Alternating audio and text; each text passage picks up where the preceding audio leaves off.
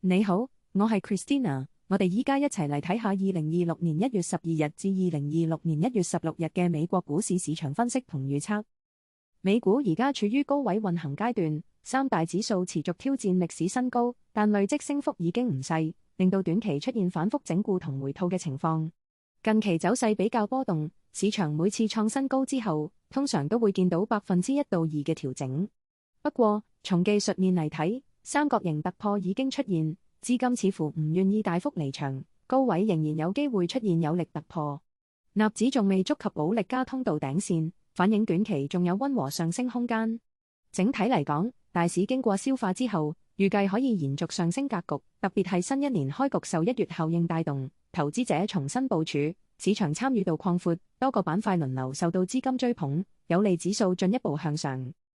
最新經濟數據表現參差，但整體偏向正面。12月 ISM 服務業指數由11月嘅 52.6 大幅升至 54.4， 高過預期嘅 52.2， 反映服務業活動強勁擴張。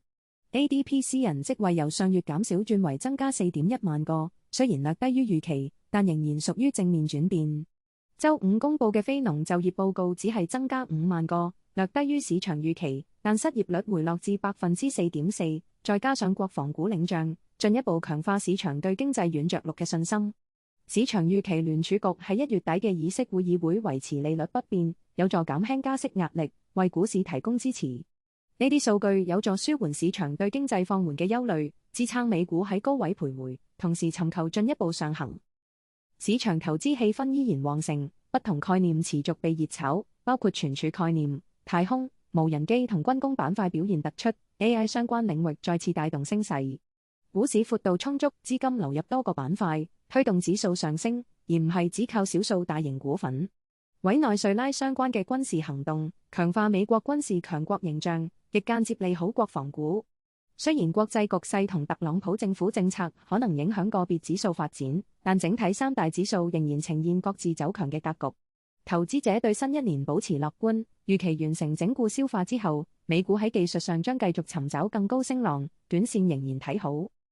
儘管市況偏強，但市場仍然存在隱憂，包括估值已經處於高位，上升動力開始減弱，短期內唔排除再出現調整或者回吐嘅機會。